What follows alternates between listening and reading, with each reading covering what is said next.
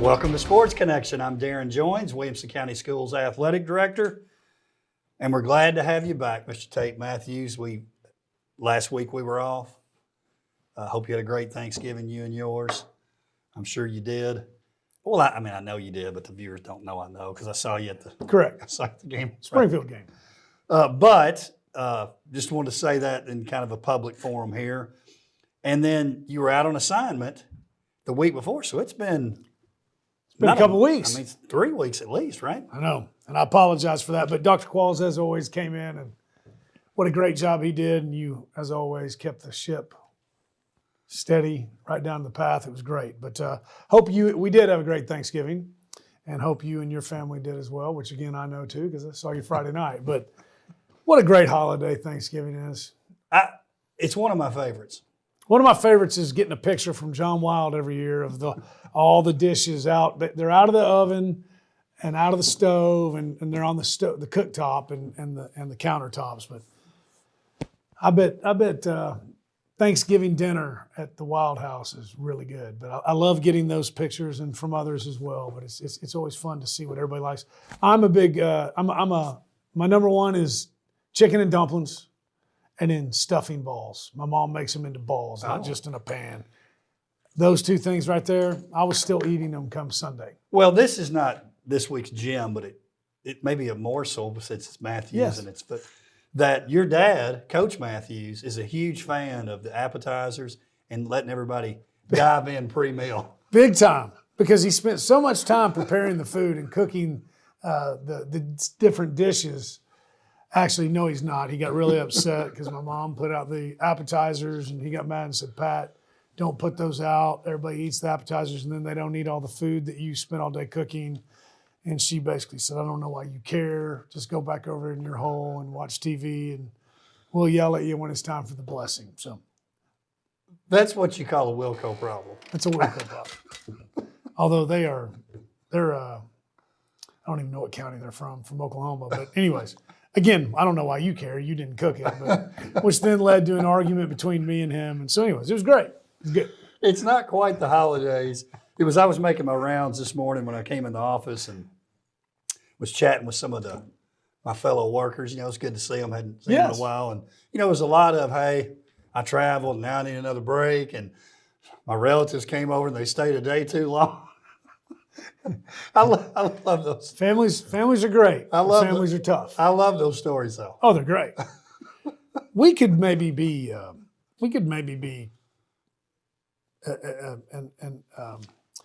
scene from one of the vacation movies at times, especially when we're all out there playing pickleball. Mom has to yell out and tell us to. The neighbors can hear you. We have neighbors. It's great.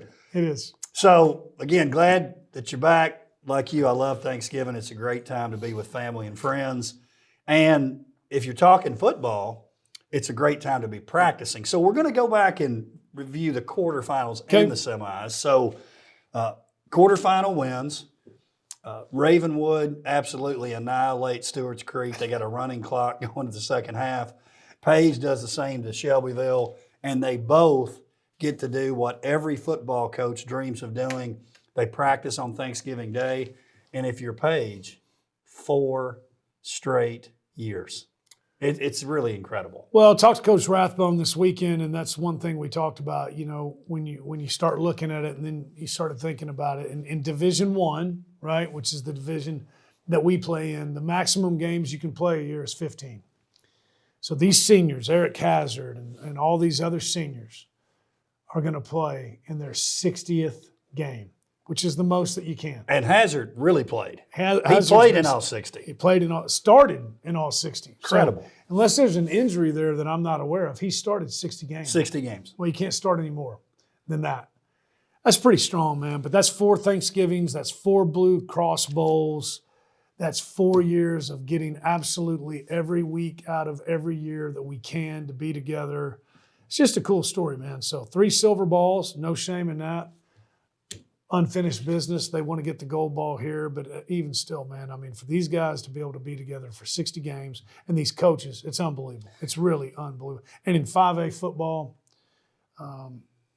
we've seen every year in the playoffs who the quarter, it usually gets first round, not so much, second round, but they've had some really tough quarterfinal, semifinal games, and for the fourth year to make it through those and get back to Chattanooga is just unbelievable. You talk about that 4 straight finals.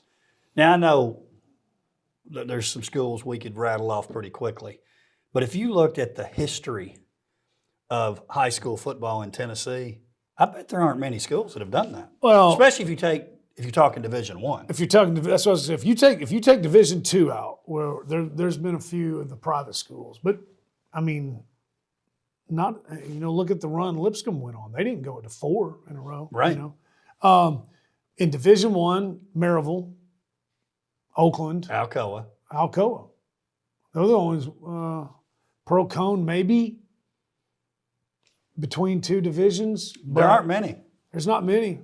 There might be a Trousdale County back, but the only ones that jump out to me, Oakland, Alcoa, and Maryville. Yeah. It's a pretty tall company right there. By the way, we'll get to it, but Oakland's going back again. They are.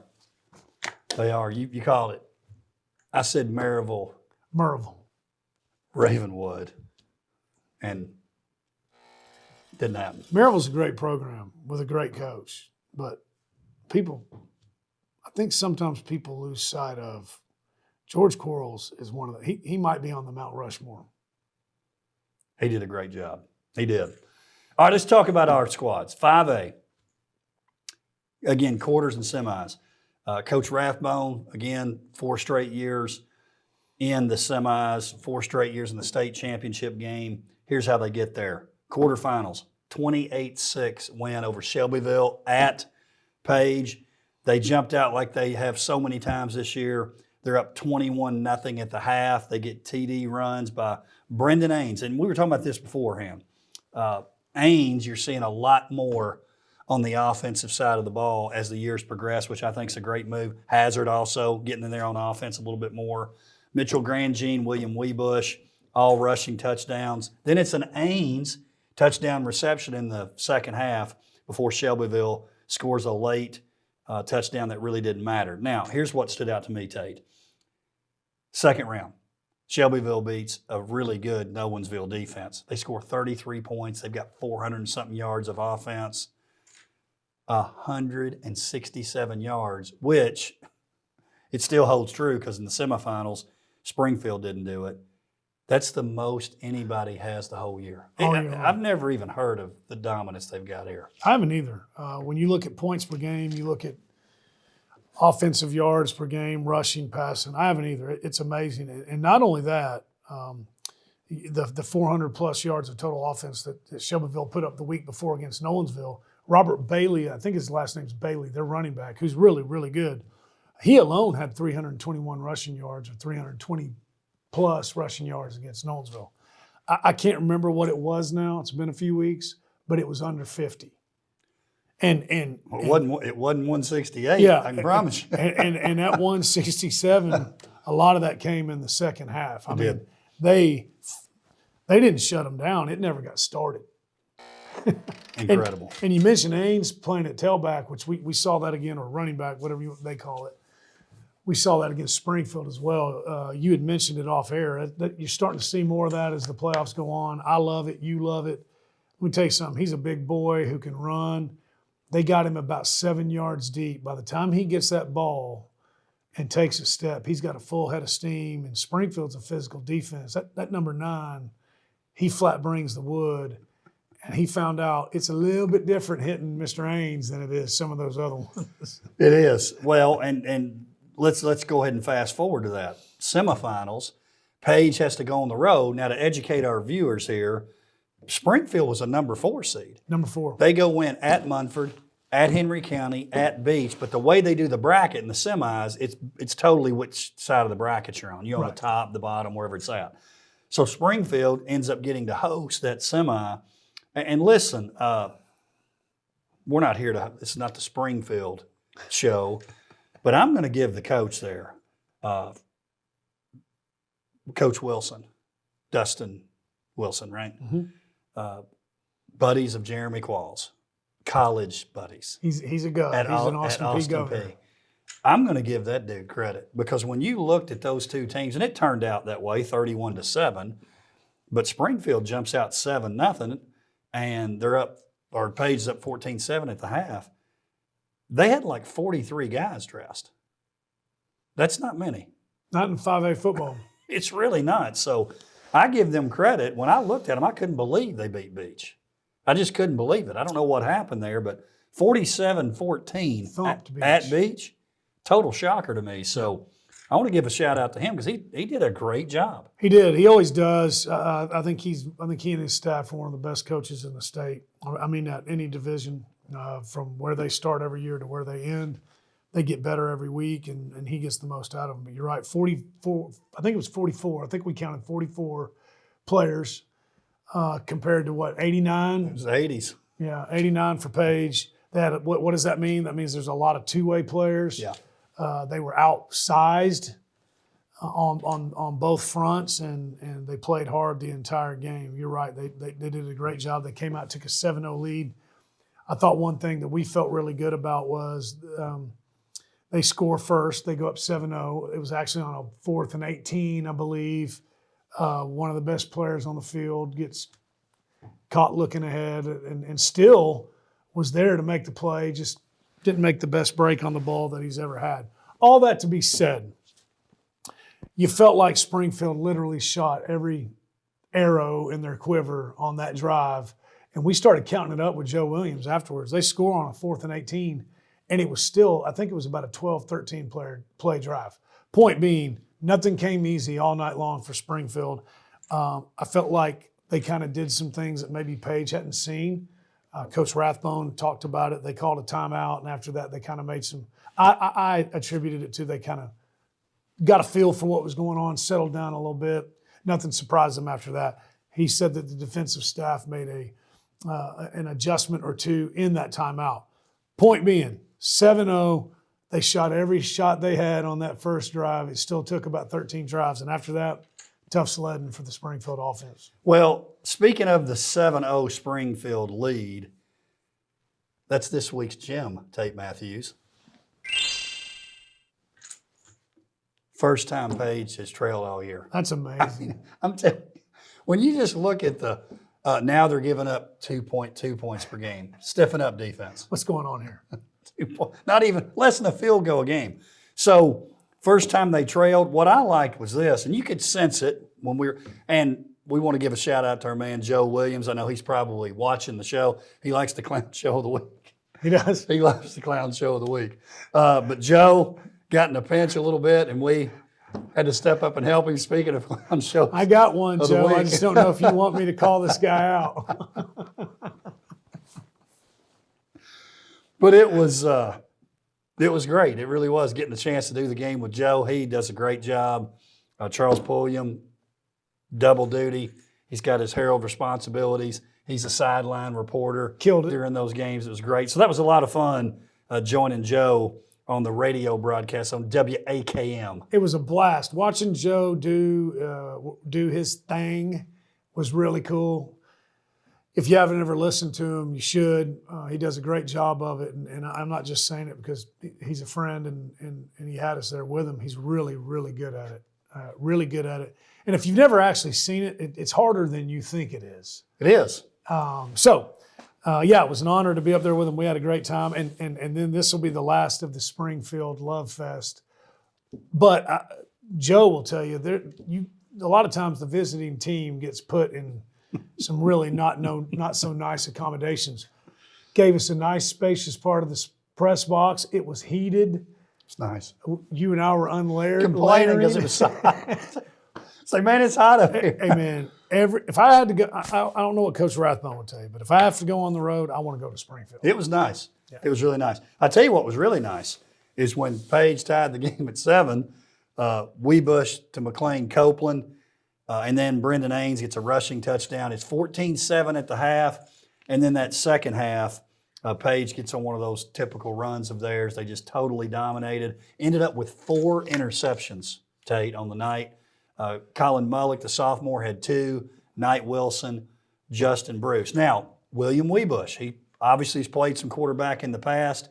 For Page, done it a little bit this year. Grandjean, a little banged up. So what's Weebush do? He comes in, he's 10 of 12, 110 yards and a touchdown. Definitely a threat running the ball too. What surprised me, and I think it probably did you too, if you hadn't watched Page all year, you wouldn't say, oh, this guy hadn't played a lot of quarterback since game 2. A couple little timing things, but for the most part, it's pretty nice, man. A couple of those slants to Ackerman, it just looked like he'd been doing it all year. That connection's been building all year between Grandjean and Ackerman. Well, Ackerman and both of the quarterbacks. But, yeah, as the playoffs go on, you could see those two. And that was a big part of it. Springfield runs a 4-4 defense or a variation of it. And, you know, what does that mean? 4 down linemen, 4 linebackers. That means most of the time, if not all the time, we got 4 in the box. That is designed to stop the run. You only have 3 secondary players back there. That cornerback was a little bit deep. And that slant pattern that's a timing thing. That's not easy to do. And so I think either one or both of the incompletions were early on, and a couple of it was why Weebush and Ackerman were ironing that out, man. But as hard as it is I think sometimes what we lose sight of, as hard as that is for the quarterback, that's hard for the wide receiver. Sure. Like, you don't get to body that one. And Ackerman's got great hands, and he did a great job running the route right where he's supposed to put it. Weebush puts it in on the money, and it really loosened that defense up a lot. And then on the other side with the 4 interceptions, absolutely loved that. But that was, that was a direct result of the defense flat outside of that first drive, took the running game 100% out of it. They were forced to throw the ball up. That's not really what they do.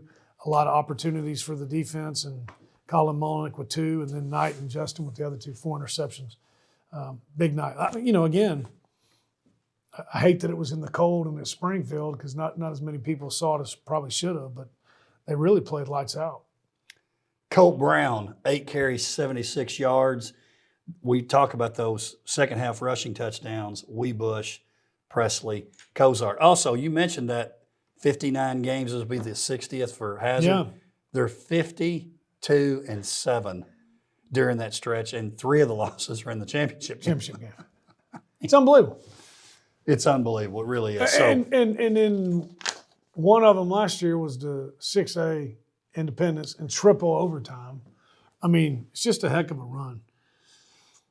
And the offensive line, who's a lot of the defensive line, they played lights out, man. I mean, those guys they're big, but they, Jake. I know Jake played both ways. A couple of them played. I think Smithson plays both ways.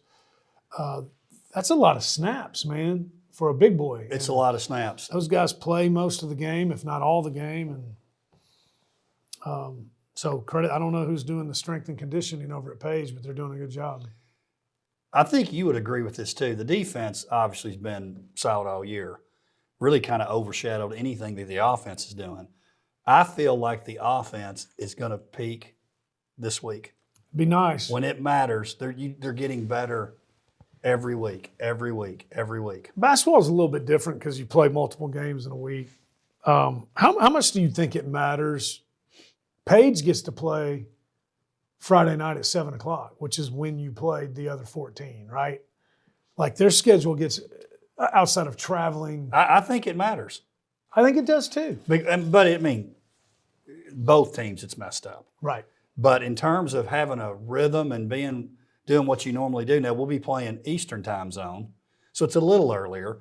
But for the most part, it's about the same. I think I think this is true of football more than any sport. Creatures of habit. We're doing a walkthrough this day at this time. And you know what I'm saying? Well, obviously walkthroughs are on Thursday, but patterns. We're going to do our pregame meal at this time. And so to keep that exact same setup, I think is a good thing. Tate, we'll talk a little bit more Page here in just a minute, but let's jump to 6A. Quarterfinals, Ravenwood, number 1 seed, hosting Stewart's Creek. Now, reminding our audience, Stewart's Creek, I consider it an upset, even though they were the number 1 seed. They knock off Brentwood in overtime, which I thought for Ravenwood that was a good thing. Rivalry game, you never know what's going to happen. and they absolutely dominated. This one was never close. It was 31-0 at the half. They had a running clock entering the second half. First quarter touchdowns. Femi Babalola, touchdown pass to Ben Hubbard. Maverick Chance, touchdown pass to Max Kemple. Also during that game, I thought this was kind of cool. Drew Crabtree, the kicker, gets his 200th career point. Now, how can he get a point? 3 for a field goal, 1 for an extra point. 200. That's a lot. That is a ton. And it also means you've been the kicker for several years now. So, yes. Yeah. And a couple of rushing touchdowns, actually 3 of them. Maverick Chance, Caden Pace, Davis Dowland. Again, that's a pretty good Stewart's Creek team. I think they're better than folks were giving them credit. I was at this particular game. Ravenwood absolutely dominated from the get-go. Well, they're a number 1 seed, so obviously nobody believes that region is as tough as the region that Ravenwood's in, but still they're a number 1. They beat some pretty good teams. But you're right. It was. I think Ravenwood, like you mentioned earlier, I think Ravenwood was nothing against Brentwood, even though that thing is a little heated. I think they just wanted to see somebody different. You know, they had seen Franklin twice. I think they were ready to see somebody different, so they were glad to see that. But also, yeah, I think Coach Hester felt like going in that Brentwood was a better team. So when Stewart's Creek came out, that was I know they were very excited about it, but you maybe wonder a little bit of a letdown. No letdown at all. 31-0 at the half.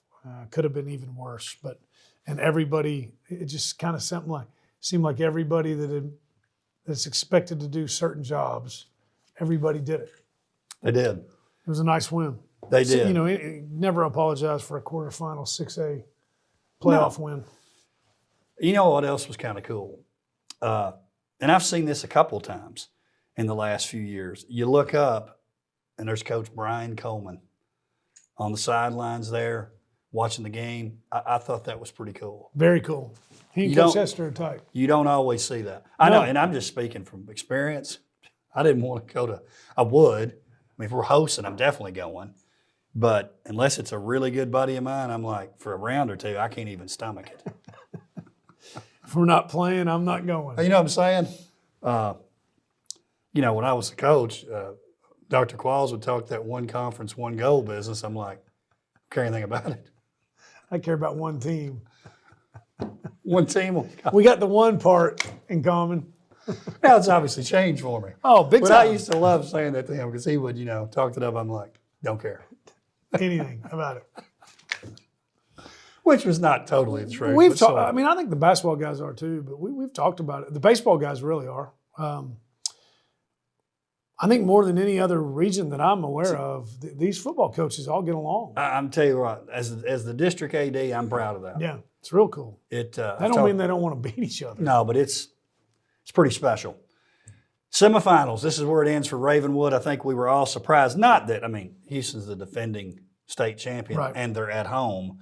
But I just think, like we'd said all year, we felt like Ravenwood would take care of business. They lose a heartbreaker, 21-24 at Houston. It kind of had the feel of who had the ball last. It was a total back and forth the whole night. Houston jumps out 3-0. Ravenwood makes it 7-3, 10-7, just kind of back and forth, back and forth. Houston takes the lead with 4 minutes to go, and Ravenwood just couldn't answer. They ended up turning the ball over on downs. And that was after Ravenwood. They had a chance. They had a chance. Ravenwood took the lead late in the third.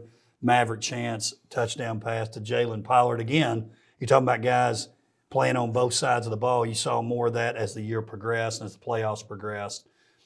Maverick Chance, listen to these numbers.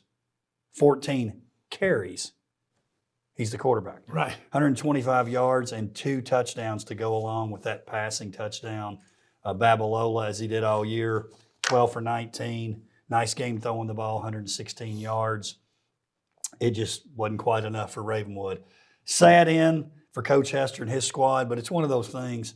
Look, you shoot for the stars. Sometimes you fall into the clouds. Yeah, and again, I mean, they're the defending 6A champions, and you know, I don't think they had near the schedule in the regular season that Ravenwood did, but you know, the who they had to go through for the playoffs, it was no cakewalk either. So, just 2 really good. It's it's what you want as a fan. You know, your heart hurts for the Ravenwood seniors and for the Ravenwood program, but it was just two really good football teams meeting in the semifinals, and you see it happen sometimes in certain divisions. Sometimes the state championship game, the best two teams meet before the state championship game. This is no shot at Oakland. Ultimate respect, mad respect for Oakland. But I think the best two teams in 6A met in the semifinals last Friday night. Well, and this is no excuse either. We're just analyzing what happened. I think home in that game really mattered because of the travel, how long the travel is. It's a weird week. You're out of school. You know, you're not quite in your routine. I would say more than any, that game, Page and Sprint didn't matter. The teams were far enough apart, Right. Close enough in proximity. I don't think it mattered. That game gets played at Ravenwood. I think it's opposite, I think you're probably right. and maybe double digits opposite. It's just a different deal. Again, taking nothing away from Houston. Ben Hubbard, 7 receptions, 79 yards. What a great career for that young man. Jalen Pollard leads the defense with 13 tackles. Matthew Anderson, 11. Jaden Smitherman, 10. Ravenwood finishes the season 13-1. Some great seniors on that team. Oh, my for gosh. Ravenwood. Hey, you look at those names that are there's been some great ones, you know, that you remember through the years when you're talking about the Ravenwood Raptors, and there's several that added, Mr. Hubbard being one, Donovan obviously, that have added their names to that list. But when you were reading those defensive stats, what jumped out to me, you know, Pollard 13 tackles, Anderson 11, Smitherman 10. I bet there wasn't another game like that all year long. Point being, they had a hard time getting Houston off the field. I don't think they had anything like that. No, that's a good point. In the other, in this case, games. you don't want 3 guys with double-digit tackles. That means, you know. Yeah. No, great I point. guarantee you there weren't that many total tackles against Stewart's Creek. Great point. I will say this. The cupboard's not bare. No. You got QB 1 and 1A, 1A and 1A, I guess we'd call them. One squared. Yeah, they're both back. So I think it might look a little more traditional, Ravenwood, and I say that, traditional. We'll be talking about the offense, I think, even more compared to the defense this year. That defense that they have, it's like Page. Great defense. Great defense. Legit. I think Oakland's got their hands full, for sure. They do. Hey, let's talk about this. We had announced a couple weeks ago that we had Mr. Football semifinalists. Well, it turns out they all end up being finalists. In 5A, Brendan Ains and Eric Hazard, 2 of the 3 finalists It's for amazing. Page. And then in 6A, Donovan Starr of Ravenwood. I look for Hazard to win it. I agree. He was a finalist last year. You figure he's got a good shot at that. The Louisville commit, it's not official yet. Yeah, I don't want to hear it and see it. Hell's up. I'm telling you that. Oh, I know. Listen, Mr. Hey, by the way, Sorry. Mr. Hazard watches the show. he texted you? No, I saw him at the quarterfinal matchup. I'm going to say, text me. I'm going to say this about it. I thought he Mr. texted Hazard, you Hell's up on Saturday. listen real close, Mr. Hazard. You know I love Eric, and I'll be pulling for him. Hope they lose every game, and he plays great. 10 tackles and an interception and get beat Right. by 50. 0-12. But the Kentucky, it runs deep. I get it. But I love Eric. I really do. I'm just glad everything's back to normal like it is in Middle Tennessee, you know. So much for that upset. Good grief. What a clown. You know what? You want a clown? Hey, Joe, you want a clown show of the week? This is actually, this is Hey, kids. It's the Vanderbilt Commodores. Welcome to our SEC Stadium. It's Thanksgiving week. Do we seat 30,000, which is a third of every other stadium, less than a third? No, we have 27,000 seats because we waited till 2024 to try to make some facility and stadium adjustments and upgrades, and now it's taken 5 years and half of the end zone is out, and we still couldn't even get more black and gold in the stands than we did the orange and the white. But don't worry, give to the Commodore Club because we got big plans ahead. you We'll take the $200 million from the SEC. We just won't put any of it back in the stadium. Hey, listen, in their defense, it'd just be adding seats for the visitors. Anchor down. I don't even know how to do it. What a joke. Oh, Coach Whitlock is watching this. P. Whitty, I love you, brother, but I'd love to have this conversation. Well, I bet P. Whitty couldn't even get his family in, and they own season tickets. What a joke.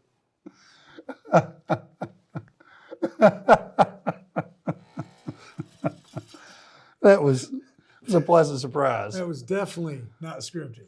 Back of my head's hurting. Hey, let's transition to this. We did have a football hire since big hire. we were out.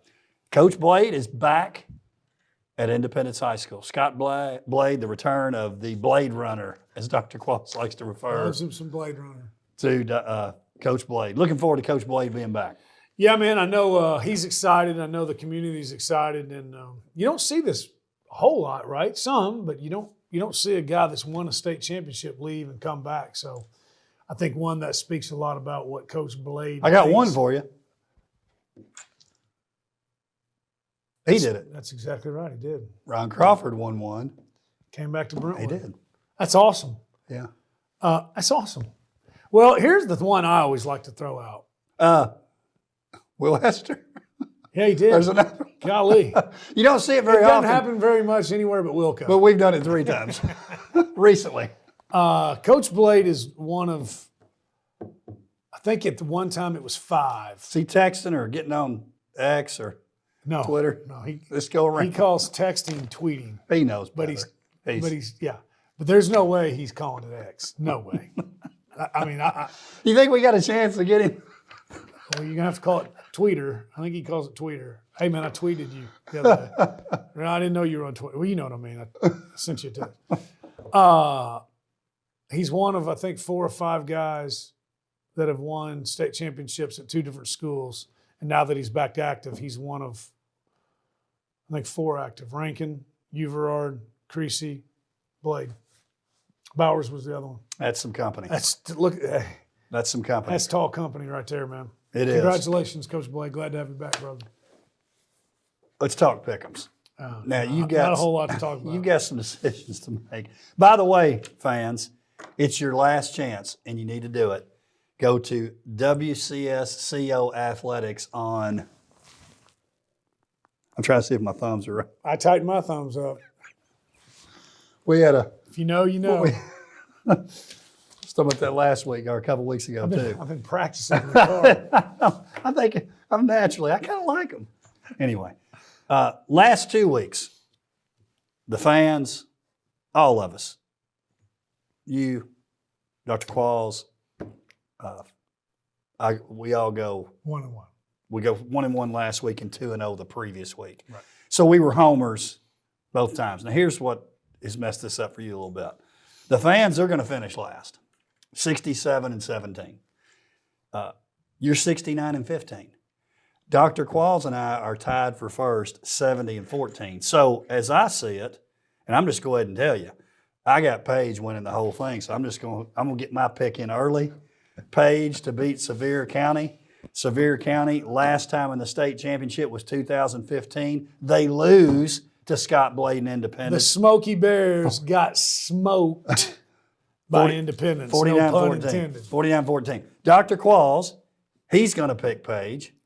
So your only shot, Tate, are you going to have so much pride that you're going to say, look, I got to pick Sevier just to have a chance to tie it, even though I know it's probably not going to happen. What are you going to do on your pick? Well, you say that like this is a 7-7 Smoky Bear team coming into this, rolling into Chattanooga. No, they're obviously good. By the way, I'm not willing to go clown, so something that really bothered me, and maybe I'm the dodo, but do you know what a mock is? Do you know what a mock is short for? The University of Chattanooga mock? Oh, it's when they were the Moccasins, right? And they shortened it to Mocks. Yeah, but correct? what is that? Well, they get the Chattanooga Choo Choo or something. No. But what is a mock? What was that? Do you know? I did not know. I'm assuming they just they were getting away I thought they from were that name, but moccasins. but do you know what the picture is of the animal that a mock is? No, I'm sure it's not a. No, I have no idea. I was all pumped up, thought it was really cool that they were the water moccasins. That's pretty cool, right? Right there on the Chattanooga River, water moccasins, right? Well, that's you saying they were trying to transition and keep it. That's what I thought similar. it was. A mock is, and so we're sitting there, and there's all these pictures of these like bluebirds. It's a bird. I was like, that's the worst thing. Wait a second. Is that really a bird? Yeah. A mock is a bird. It's almost like a bluebird. It's not very intimidating. You know what I'm saying? Yeah. I'm sitting there thinking I'd rather be an Ottawa owl than a mock. So anyways, you act like the Sevier County Smoky Bears are just rolling into the house of the Mocks and they hadn't played anybody. They're 14-0. I believe if you look at all the state championship games over Thursday, Friday, and Saturday, it's the only battle of unbeatens, I believe. They're probably the only team all year long that Page has seen that has a bigger offensive line than them. They're huge. Their two tackles are both 6'5", 300+ pounds. I believe their center is 6'4", 295 pounds. You're not buying any of this, huh? I'm just waiting for what you. They got a really, really good quarterback. He's a sophomore. He's got a Virginia Tech offer. I know that just invokes fear in the passing game whenever you hear that. But if there's no tiebreaker, you're ready for me to land the plane? It's time. If there's no tiebreaker, then there's really no incentive for me to try to get to get to tie y'all. Well, you won't be third. Yeah, but Maybe we'll come up with a tiebreaker. But Okay. for now, we're saying no tiebreaker. I don't know that I can bring myself to do it. I'm not doing it. I'm picking Page because I believe it. I believe in you, Eric Hazard. I believe in you, Brendan Ains, and Coach Rathbone. Whatever the Patriots' name is, God, he's going to be on point. So I would love nothing more than to finish third behind you and Dr. Qualls and Pickham's this year. I'm going with the Page. I can't do it. I can't do it. I respect that because if it were flipped, I don't know. I might have given this, hey, I hope it doesn't happen. I don't think it's really going to happen, but I'm just trying to tie it up. But then if they do by chance win, then you're like, I tried to tell you. I don't believe it. I respect your I honor. watched it. I said it Friday, and I'll say it again. Throw everything else out. I don't know how you can score enough points against this Page defense to win. They're not going to. Page rolls. They're going to win by double digits. I hope you're right. That'd be awesome. I don't want this to be a nail biter either. I want it to be just That's what I'd like. get everybody in. That would be It'd be great. lights out. It'd be great. And I know they really felt down about the one last year, probably more than the others. Yep. That's the one where they really felt like they felt it every year, but you could tell last year hurt a little more than the other two. Yep. Redemption. Especially that first one. Redemption. Hey, but before we feel sorry for them, they've been 3 straight times. I mean, it's awesome. What's the saying? There's no crying on the yacht. No, I mean, that's pretty good. 4 straight times. They get it done this time. Can't wait to watch it. Hey, Tate. speaking of Crawford real quick, TNFCA, he's one of the, along with Coach Hatfield, who's not Wilco, but he's tacking now, so he's part of ours. Hall of Famer. Hall of Fame class TNFCA, they announced 2 of them are going to be Ron Crawford and Bruce Hatfield. Yeah, I thought that was cool. I'm on board with that, man. I am too. I'd follow either one of those men. 2 really good ones. Yeah, for 2 sure. really good ones. Tate, good to see you. See you in Chattanooga. See you in Chattanooga. Get you a moccasin T-shirt. Thank you for joining us for Sports Connection. We'll see you next time.